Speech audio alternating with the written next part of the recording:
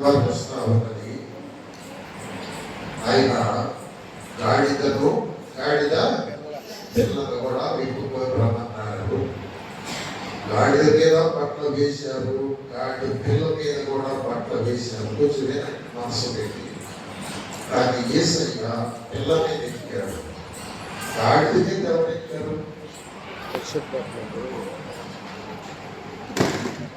గాడిద మీద ఆయన తండ్రి అయిన దేవుడు ఎక్కాడు.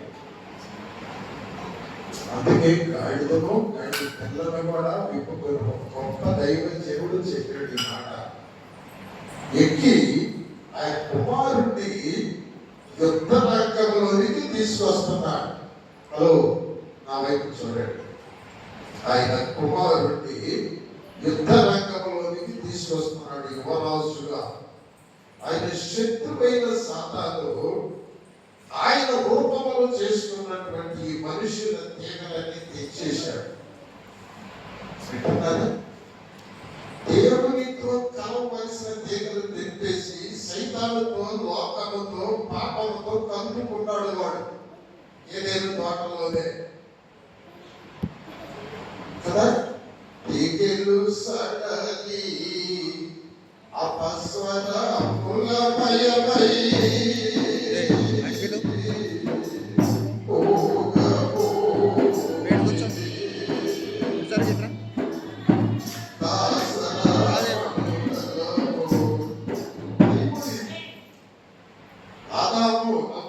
ఆనాటి నుంచి నువ్వు నేను ఏ దేవుడు నిన్ను తన గర్భంలో నిర్మించాడో, ఏ ఉద్దేశంతో నిర్మించాడో ఓ సంసారం తెలియదు. నీకెందుకయ్యా కళ్ళు తోడేటు? నీకెందుకయ్యా కాళ్ళు విసిరటం? నీకెందుకయ్యా నొక్కి పెట్టడం ఉద్దేశం ఉన్నది. సంసారం నా బిడ్డలకు చేయి బానిసలుగా అల్లాడుతా ఉన్నారు. పిల్లలు సడలిపోయినాయి. తెలియదనేటువంటి వేసి ఉసుకేసింది. ఆమె తొడ మీద పడుకోబెట్టి ఆ తీగలన్నీ తెచ్చేసింది. ఆమె దూరం అయిపోయాడు. ఓ నవ్విపోయిన బిడ్డ, నీ తీగలు సరిగా ఉన్నాయా? భోగిస్తా ఉంటే ఏ స్వరం పలుకుతుంది నీ నోట? నీ హృదయం వీణను తట్టుతూ ఉంటే ఏ స్వరం పలుకుతుంది నీ హృదయంలో? ఇలా పలకడానికి దేవుడు నిన్ను నన్ను సృజించాలా? ఆయనతో యుగాలు ఉండటానికి ఆయన ఆత్మను మనలో పెట్టాడు. నీలో ఉన్నది ఆయన ఆత్మ. నీ స్త్రీలు సడలిపోతే నీ ఆత్మ ఎక్కడికి ఏడ్చిందో తెలుసా? చెప్పండి.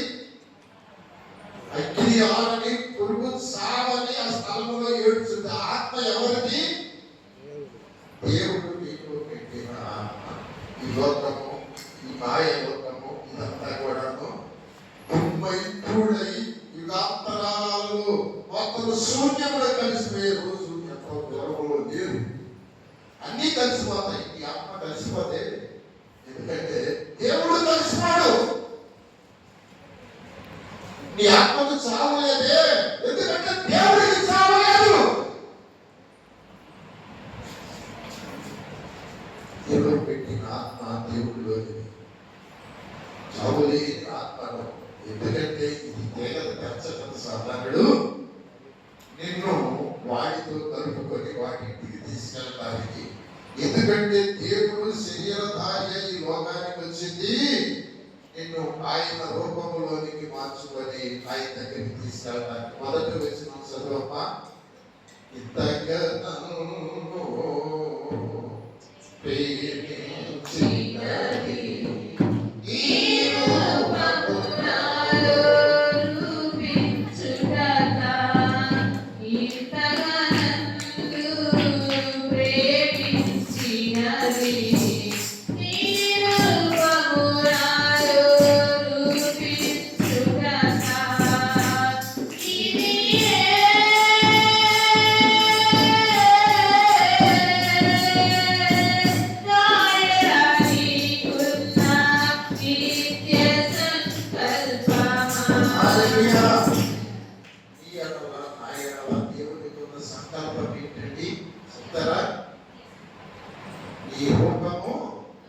నాలో రూపించడానికి. ఎంతవరకు రూపించబడ్డాము నువ్వు నేను? నిన్ను చూసినప్పుడు సాతాను కనబడుతున్నాడా, యేసయ్య కనబడుతున్నాడా?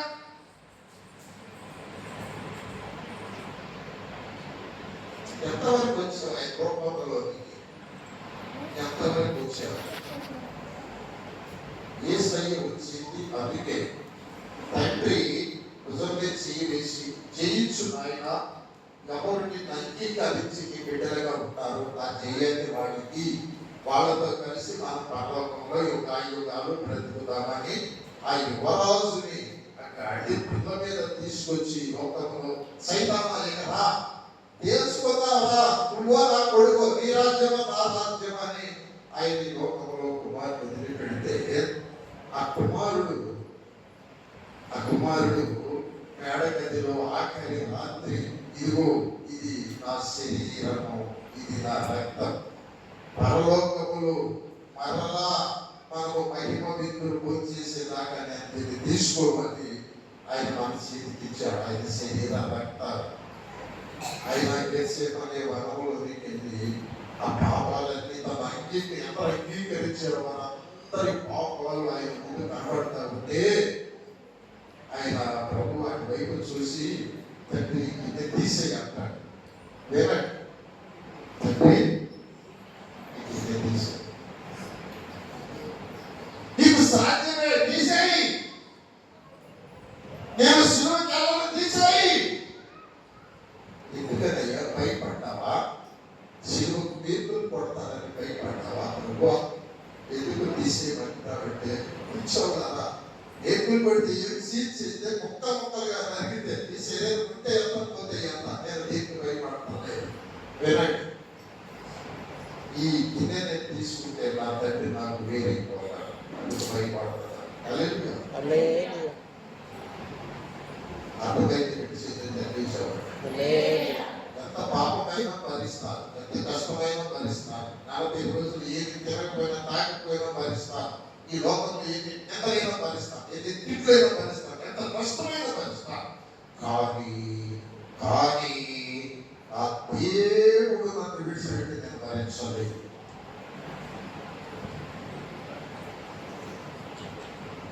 నా దేవుడు నన్ను చెయ్యి విడిస్తే నేను భరించలేదు కనుక తండ్రి నిన్ను విడిచిపెట్టి నేను ఉండలేను. మనం కలిసి ఉండాల్సిందే. అప్పుడు ప్రభు చూపిస్తారు దర్శనంలో, మొత్తాన్ని సాతాను గొలుసులు వేసి ఆత్మలన్నీ దైవ సంబంధమైన ఆత్మలని ఈడ్చుకెళ్ళి ఉపవాసన ఎడతా ఉంటా దర్శనం చూపించాడట యేసయ్యకు. అప్పుడు అంటాడు, నా ఇష్టం కాదు నిశ్చితమే కానీ అంటాడు ప్రభు. అల్లే చెప్పండి, నా ఇష్టం కాదు, నాకు అయిపోతాను, నీకోసం చెయ్యి విడిచిపెట్టా. ఆ చెయ్యి విడిచి అంటాడు, ఏది నా దేవా, నా దేవా, ఎందుకు నాకు చెయ్యి విడిచాడు? మనుష్యుడిగా అంటాడు, దేవుడుగా తీశాడు. ఓకే, ఒక మాట చెప్పి నేను గబగబా కొన్ని మాటలు మీ ముందు పెట్టాలని ఆశపడుతూ ఉంటాను. చూడండి, 82వ కీర్తన మొదటి